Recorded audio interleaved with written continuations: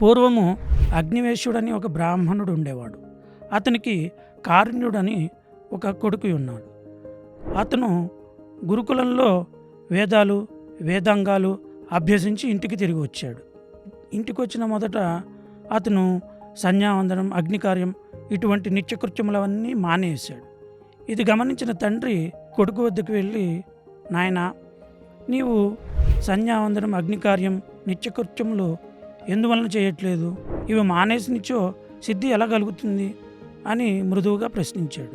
అప్పుడు కుమారుడు, తండ్రి, నేను చదివిన వేదాల్లో కొన్ని భాగాల్లో నిత్యకృత్యములు అవసరమనియు మరికొన్ని భాగాల్లో ధనము సంతానము ఇవేమీ అవసరం లేదు, కేవలం కర్మ త్యాగమే ముఖ్యమని చెప్పారు. అందువల్ల నాకు సందేహం కలిగింది, ఏం చేయాలో తెలియట్లేదు, అందుకని ఏమీ చేయలేకుండా ఆలోచిస్తూ ఉండిపోయాను అని సమాధానం ఇస్తాడు. అప్పుడు అగ్నివేశుడు కారుణ్యుడికు, నానా, నేను చెప్పేది శ్రద్ధగా విను. పూర్వము గంధమాదన పర్వతంపై అరిష్టనేమి అని ఒక రాజు తీవ్రమైన తపస్సు చేశాడు. ఆ తపస్సుకు మెచ్చిన ఇంద్రుడు ఈ అరిష్టనేమి తపస్సుకు చాలా మెచ్చి అతనికి స్వర్గానికి ఆహ్వానం ఇద్దామని ఒక దేవదూతను పంపిస్తాడు. ఆ దేవదూత సంతోషంగా అరిష్టనేమి వద్దకు వెళ్ళి స్వర్గానికి ఆహ్వానాన్ని తెలియపరుస్తాడు. కానీ అరిష్టనేమి చాలా గొప్ప రాజు, చాలా తీవ్రమైన తపస్సు చేస్తున్నాడు. ఆయన దేవదూతని ప్రశ్నించడం మొదలెడతాడు. ఏమని? ఓ దేవదూత, నువ్వు నన్ను స్వర్గానికి ఆహ్వానిస్తున్నావు, కానీ ఈ స్వర్గంలో నాకేమొస్తుంది అని అడుగుతాడు.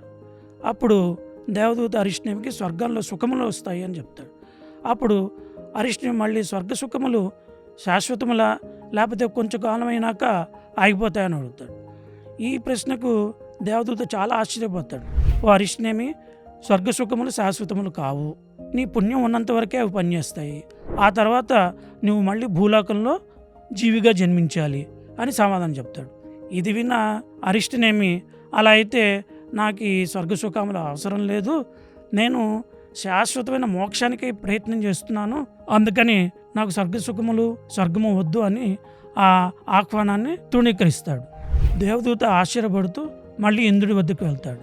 ఇది తెలుసుకున్న ఇంద్రుడు అప్పుడు అరిష్టనేమిని, నీవు స్వర్గ సుఖములకి కోసమే పిలిచావు, కానీ అతను తృణీకరించాడు, అతడే నిజమైన మోక్ష సాధకుడు అని అవగతమయ్యి అరిష్టనేమికి వాల్మీకి ఆశ్రమానికి వెళ్ళమని సలహా ఇస్తాడు.